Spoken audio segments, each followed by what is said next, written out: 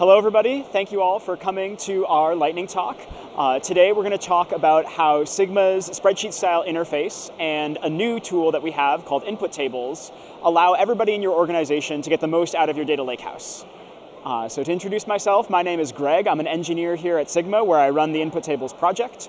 And before I was at Sigma, I spent about 4 years as an engineer at Databricks, so very familiar with both sides of this equation. And with me is Mitch. Hi, my name is Mitch Erdl. I come to Sigma as a data analytics practitioner. I joined Sigma in November of last year. Prior to joining Sigma, I used to run data teams on Databricks, so I have a very unique perspective on how Sigma can help unlock data and insights for Databricks. Have a go. In this lightning talk today, we're going to be covering how Sigma helps benefit not only your business users, but also your data teams. We're also going to be going through a high level, or Greg's going to be giving us a talk through on how input tables work and how we see this revolutionizing BI and analytics workflows. And then we're going to do a demo of that today. So we're going to be demoing those same features to show how Sigma and Databricks work together. And then we'll be showing you an input table that's going to leverage an ML model within Databricks and return a credit decision. All right, let's see if you guys can actually hear me. How many of you are familiar with Sigma? Please rate by show of hands. Awesome.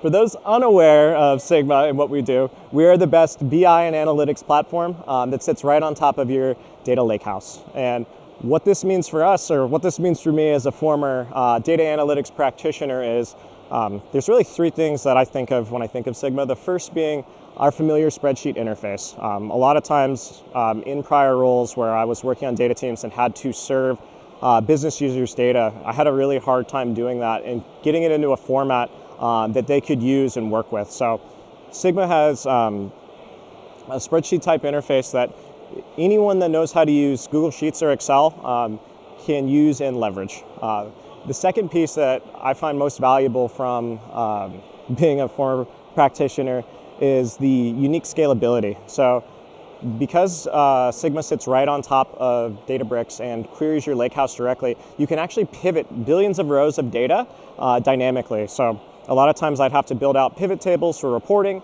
and when I would do that, I'd be stuck with, okay, we have this one pivot and it shows that. With Sigma, because we're querying directly, you can actually change the dimensions and the metrics that you're looking at for your pivot tables. The final piece that for me was really big in joining was kind of augmenting that legacy solution gap. So I had a lot of issues with using legacy BI tools where I had to extract the data and bring it out of the lakehouse and into a third-party online source. This became a huge issue for me because every time I'd start to run into capacity against that, I'd have to reach out to these third-party tools and say, okay, now I need more cores, more compute, more storage. With Sigma, this is eliminated because you're actually querying your underlying data. So you have this, everything you have in your lakehouse, you have this nice gold layer data from your medallion architecture. We query that directly and don't require you to extract that. So for me, those were the three things that I noticed when I joined Sigma as a data analytics practitioner. But Greg's going to talk us through more about input tables and why we're excited for this as a feature and how this can unlock silos between business and data teams. All right, so Mitch covered how Sigma's interface allows you to have anybody in your organization analyze the data that's already in your data lakehouse. But a lot of times you want to do analysis on data that isn't yet in your lakehouse. This could be something as simple as a prediction about the future. What will next quarter look like if this deal closes versus if it doesn't? It could be cleaning up data that you have in your data lakehouse where you have some additional human knowledge like SF, SFO, San Francisco. These are all the same cities, so we should treat them the same. It could even be something like providing a prompt to an LLM and getting a response back. In all these cases, you have this additional data that isn't already part of your data lakehouse that you want to merge in with your analysis. But it's often really hard to get that data into the lakehouse. And you're probably not going to go to the effort of setting up a whole ETL pipeline just to get that tiny little piece of context into the lakehouse. And so what we found a lot of customers end up doing is they do the opposite. They take their data out of the lakehouse and into a tool that makes it easier to add this kind of context, something like Excel or Google Sheets.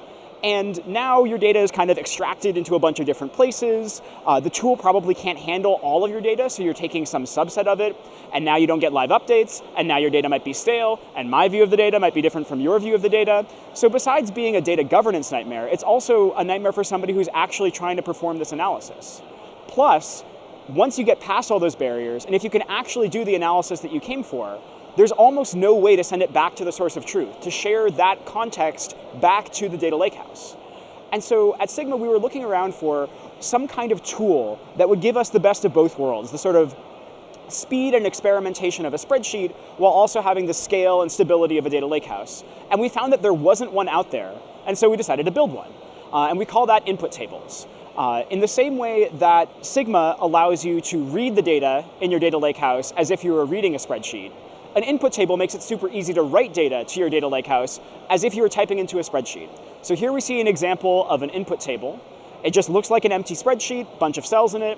But when you type values into these cells, Sigma takes care of piping those values directly into a table in your data lakehouse. So now you can join them against any of the other data that's in your lakehouse, or apply ML models that you've trained within your lakehouse to that data in real time, which makes it very, very easy to combine this sort of like experimentation and innovative, lighthearted exploration that you get from a spreadsheet with all of the good things about scale and stability and governance and single source of truth that you expect from a data lakehouse. And this is actually just one way in which Sigma and Databricks work really well together.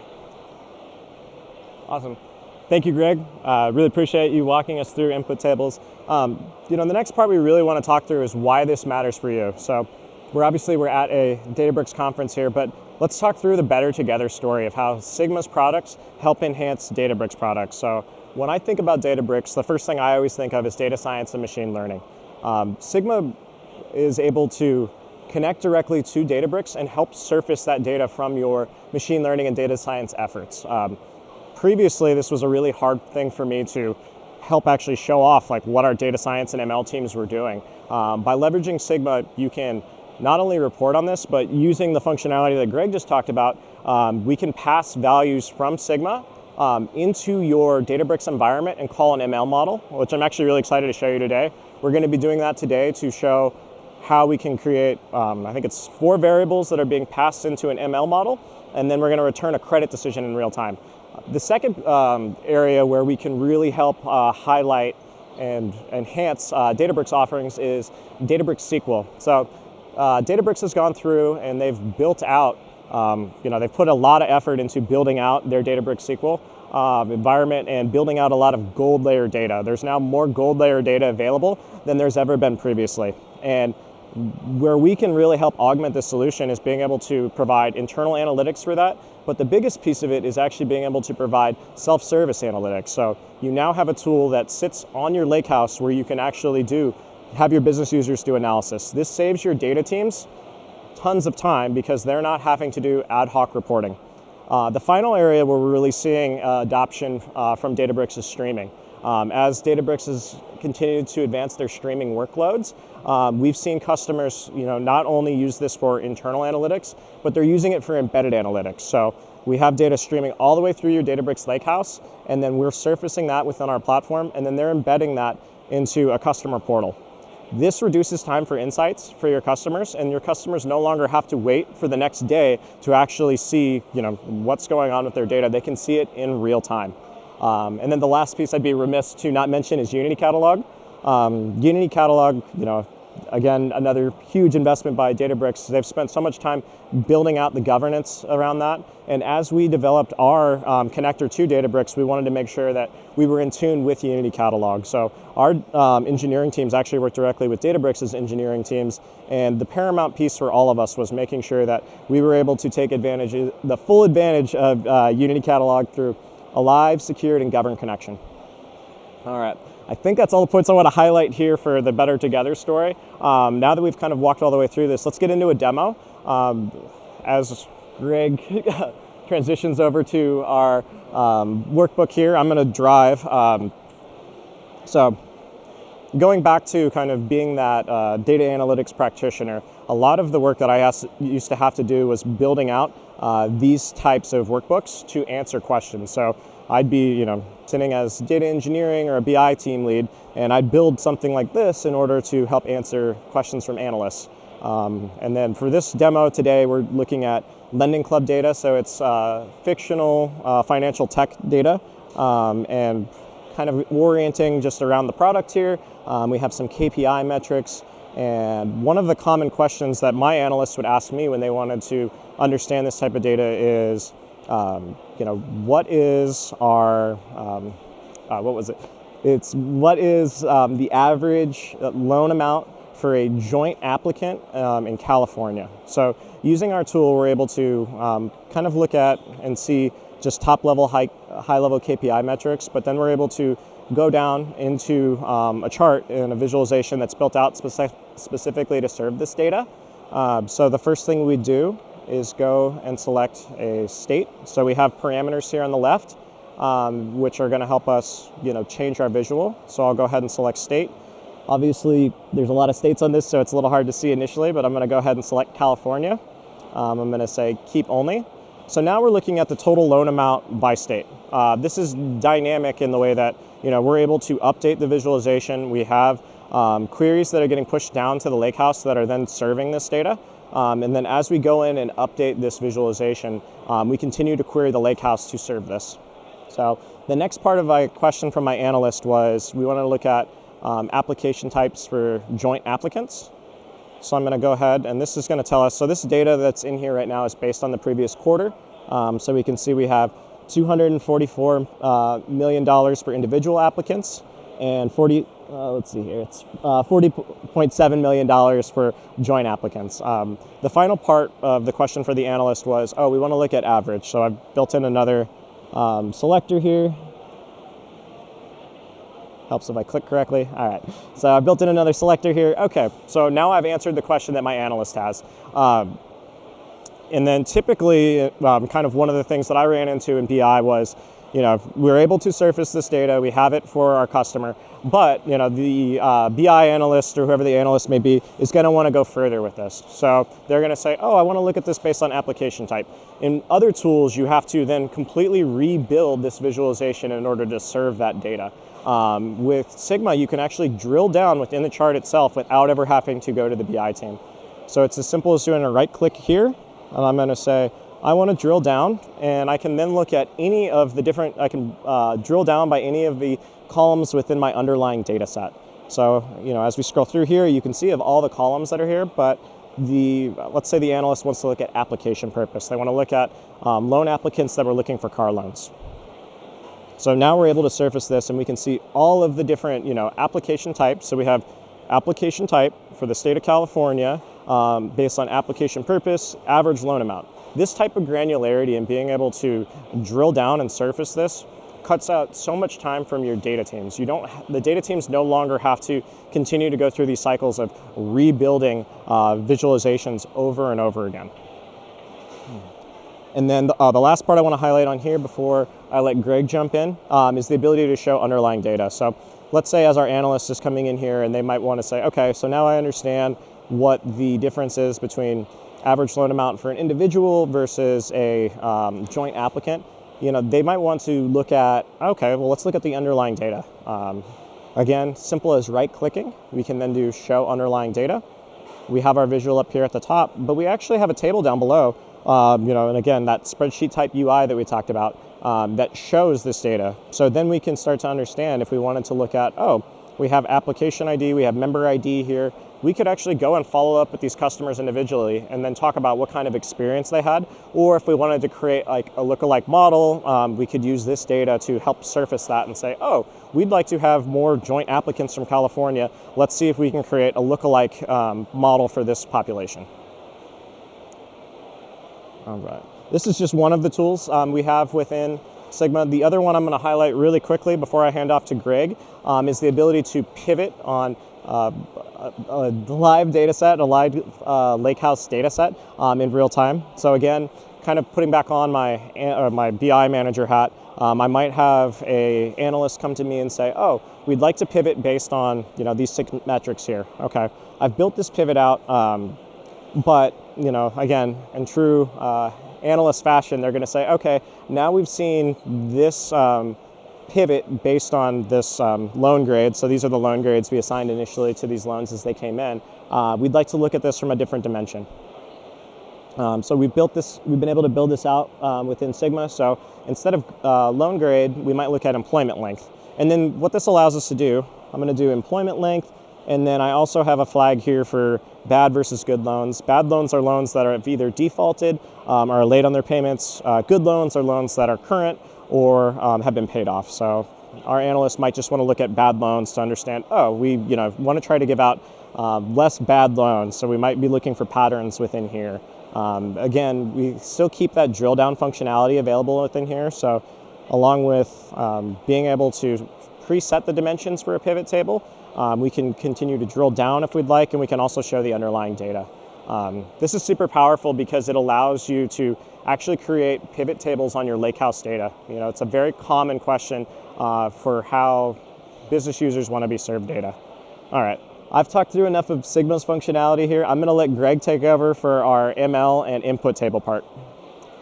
All right. So Mitch just sort of walked through how you can use the Sigma product to do your analysis on data that is in your data lakehouse. I'm now going to show how you can add just that little extra bit of context with an input table to get even more value out of that analysis. So here we're going to take the example of a loan decision engine. Basically, we're deciding who should get a loan and who should not get a loan. And up top, we have this input table that has data about prospective applicants. So we have some information about, how long have they been at their current employer, what's their current revolving balance, how large of a loan are they asking for. And then down below here, we're using Sigma to serve the results of an ML model that we've trained on this data set. And in this case, we've asked the model about applicant number 3, and the model is telling us that applicant number 3 probably should not be given a loan. However, I, as a human, might have some additional context that can help us make a better decision here.